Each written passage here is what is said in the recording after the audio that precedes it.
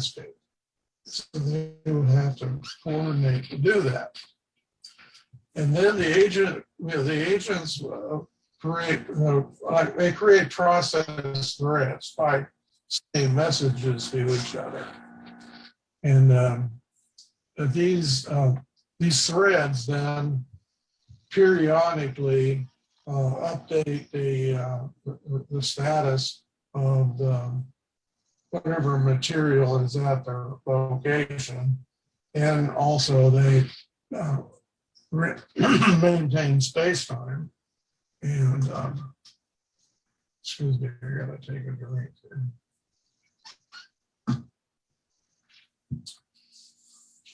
So they do this periodically. And so basically the concept is that these processes running concurrently, each one is kind of managing one element of space and whatever's there. And they coordinate, they do a regulation, and then they all share their information in the universe, because everything basically transmits in zero time. Time does not exist there. And then they synchronize so that space-time is moving along in chunks. The simulation model that I've got shows this. So let's go to the next one. Okay. Now this is probably an eye test, but basically all this is this is Oppum CSS. These blocks are connected.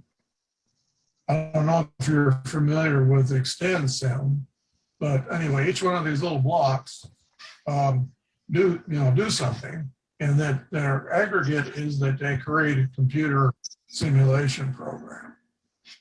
So you can create just a regular computer programming language, or you can create a simulation of a system, whatever you want to do. Well, in this case, we're simulating the information universe. And so what you've got here, I don't know if I can everybody, can you see the pointer? Probably not.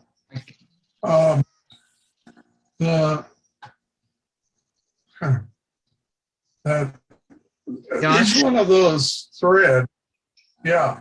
Okay, I can move the pointer. Where would you like me to move it? I can, kind of awkward to do this. Also on the process thread there. Okay.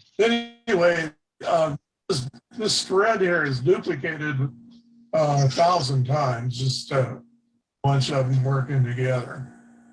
And the first thing that happens, which I wish I had that damn pointer.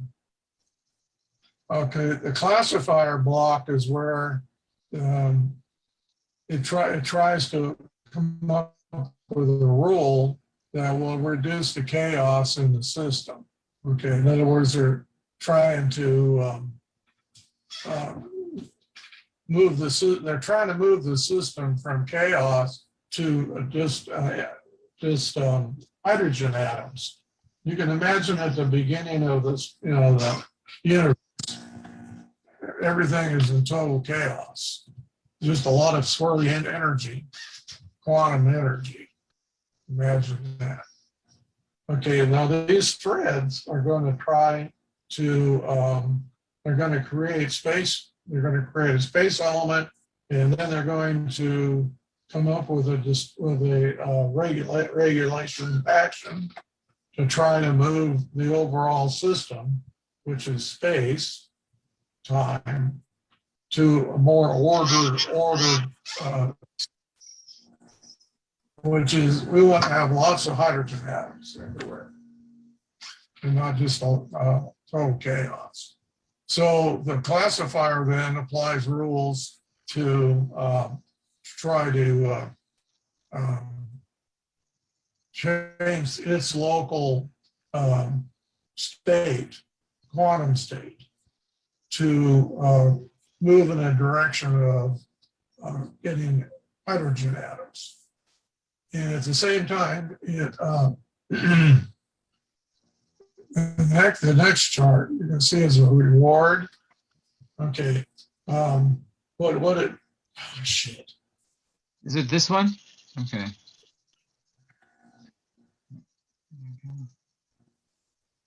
Can you put it back? Yeah, oh, hang on. There you go.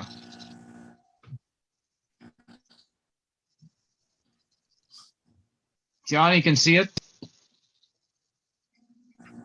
No, you're on slide 6.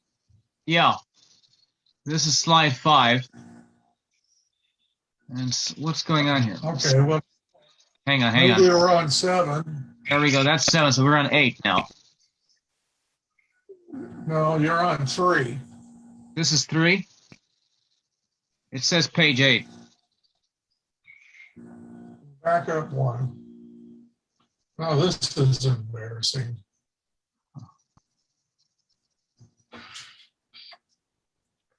Well, no This stress, is guys. important. Hang on a second. Well, what? Let's see. Hang on. I'm fucking it up. This it right here? You had it before. This one. I can't control this. I'm screwed. Are you able to? Trying to do this. This was the one where we're at right now, and I'm going to the All right, next. leave it there. Okay, we'll Don't leave it there. touch it. Okay. Okay. So anyway, the classifier picks a rule, changes the state, and then the system rewards that decision, rewards or punishes. So if the rule gets you closer to the desired final state, then you get a reward. If you get further away, you get punished. And so over time, okay, thank you. Over time, the rules are being shared among all of the threads. So the entire information universe is growing a rule base in order to turn chaos into hydrogen. And they're sharing their rules basically during this current, what they call a blink. Okay, then once all of the threads have made their decision and come up with their response, then we go to the next phase where they all synchronize and they share rules, and then we go, and then it loops back and we do it again. This model was based on Derek Meyer, who's got a lot of papers out on the information universe. And he proposed this model in a recent paper, which I have referenced in our paper 3 that we've got on ResearchGate. Anyway, so this is his model, and you run this thing, and if you look at the little box down here, you'll see that entropy is dropping. And now another thing this is something that we discovered, which is probably nobody knows, but for this system to work, there has to be a disturbance. Okay. If there's no disturbance, then the rules converge to very simple rules that actually don't work in a chaotic environment. Okay. You have to keep disturbing the system so that it will learn rules that will work, anywhere in the universe. And I don't know, but I don't think very many people knew that or know that. It is a fundamental discovery on how this could, if this is the way it works, fundamental discovery. Anyway, so let's go on. I've kind of given you, Next slide. try to get the next slide 8. Yeah. Okay, all There right. you go. So this is kind of what you would take away from that, all that. During each time element, the agent rule learning is instantaneously shared throughout the information universe to build a shared rule base to regulate that material universe. And the entropy is reduced as unwanted quantum states are eliminated. We saw that. If you run the model, you'll see that. In general, okay, this is really interesting. Now, in general, a network of intelligent agents, in one of our papers, it's a traffic system model, can be a complex adaptive system, CAS, that evolves to greater complexity and has emergent behavior. Now, think about that. This is important. If the information universe is a network of intelligent agents and they communicate and they share rules, they're going to have emergent behavior.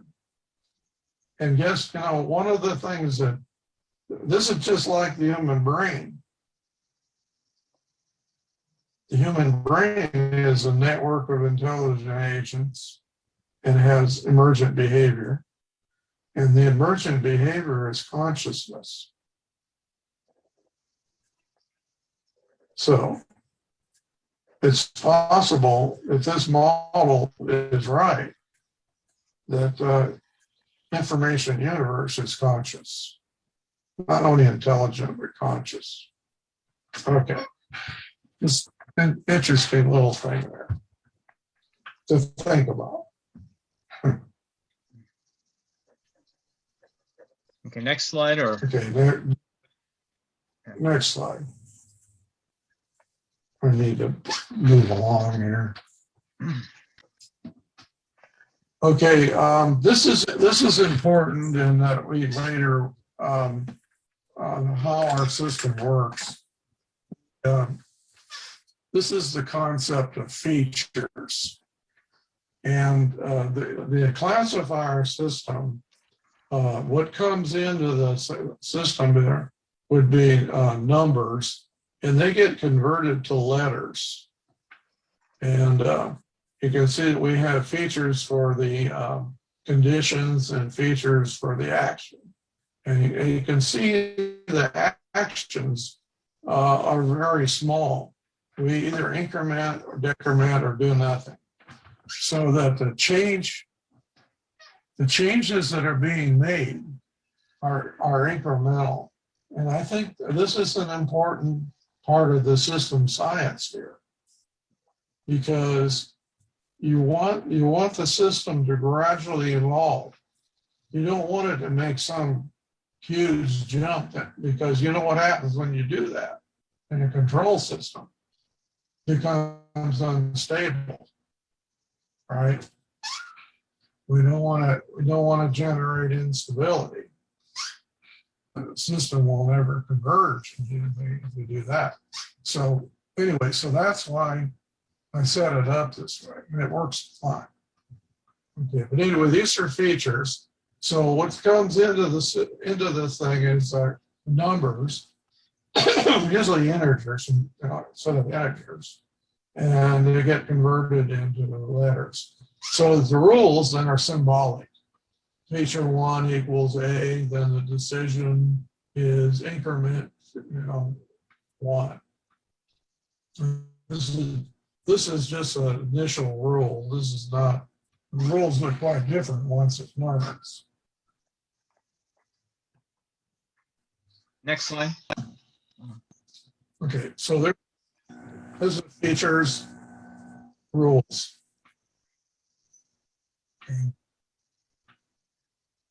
Okay, let's go to the next chart. I just want to Next one. Okay. it's kind of we did some research. We have this book called Wave Theory of Information, and this is a model of how to deal with, I think, with the interface between the information universe and the material universe.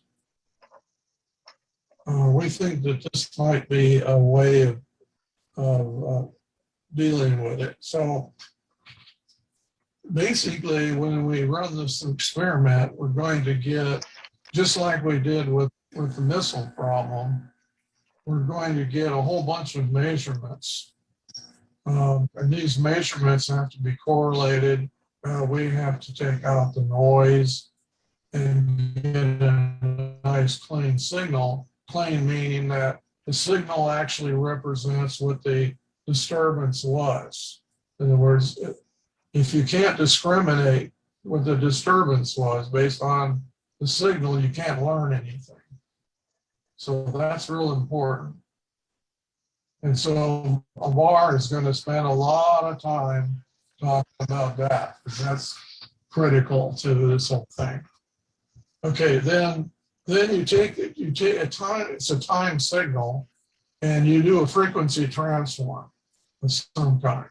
And this will produce the coefficients of the frequency. And these coefficients, of course, describe the signal. So basically you'll get what I call an n-dimensional message vector, which describes the signal we're getting from all the measurements. See, this is the same problem I had with the missile. Same problem. Okay, then what we have to do to learn anything, we've got to randomly generate a very large sample of message vectors for a set of disturbances. In other words, we're going to do supervisory learning. We're going to generate a set of sample samples, and then we're going to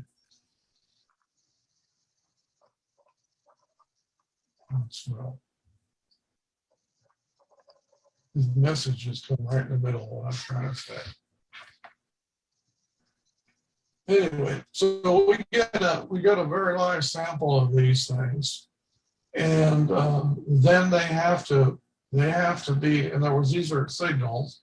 Then they have to be clustered, and we have a clustering algorithm that I've developed. And if you can't cluster, you can't learn anything. Okay, so if these samples don't discriminate unambiguously, you can't learn anything. That's a takeaway. And this applies to anything you're trying to do like this. Okay, so we get after we cluster them, we get n-dimensional, I call them exemplar vectors.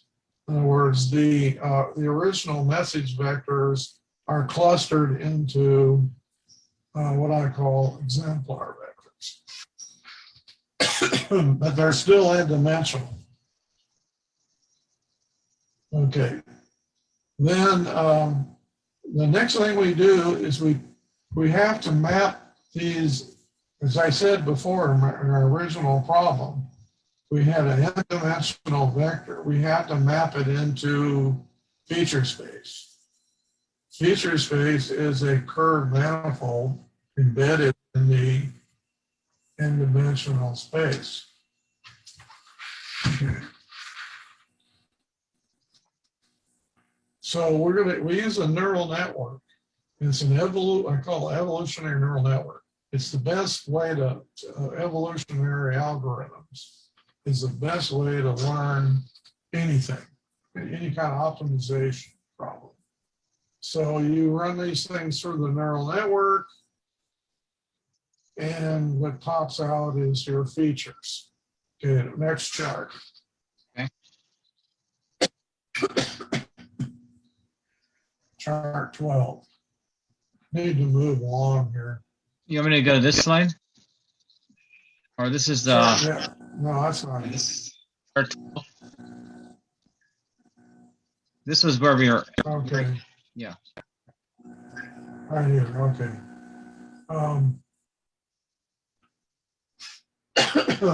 Yeah, this is it. Okay, the way this works then is we have to do this iteratively. We've got to learn both the neural network and the rule. So we're going to optimize both the neural network and the rule. So we set the program up so it iteratively runs the exemplar through a neural network, and then it learns the rules, and then it gets a set of rules, and then evaluates the rules according to ambiguity, and we would like to have as few rules as possible. And so it keeps doing that until that's the way neural networks work. Evolutionary algorithms. You have let's say you have 50 examples, 50. You've got 50 neural networks and rule sets, and so let's say 10 of them you keep all the time. You don't change those, and 40 of them you evolve. And so, but we always keep 10 of the best ones. So every time we do this, we sort the best ones up to the top. And so this goes on for a while until we eventually get a neural network and a set of rules that unambiguously will discriminate all of those cases. And this happened on the missile problem. We ended up with a neural network and a set of rules, and it could discriminate at 100%, never made a mistake. And then we actually ran flight data through the thing for firings, not simulated data, but real data. And the same thing happened. It was able to discriminate 100% given those rules. So this works. So that's good news because you might want to apply this to your problem. Okay, next chart. Next chart. Yeah. Right here. Okay. This is the quadrupole. Okay, this is the quadrupole experiment. And the idea here is in the middle, we'll have a test material, and we got 4 coil electromagnets around the material. The electronics provides high current signal to the 4 magnets. Okay, and I'll show you what that looks like because we have a mathematical model of this whole thing.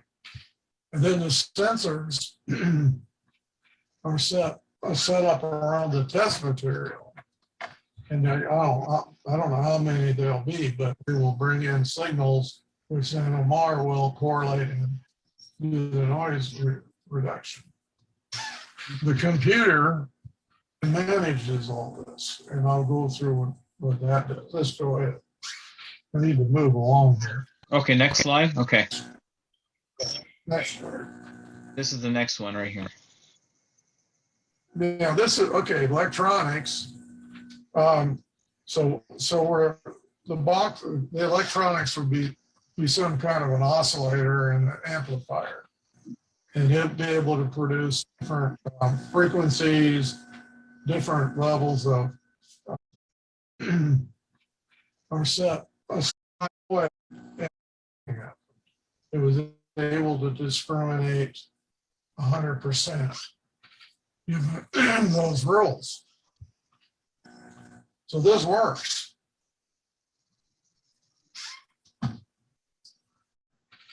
Discriminated 100%, never made a mistake. And then we act ambiguous. We discriminate into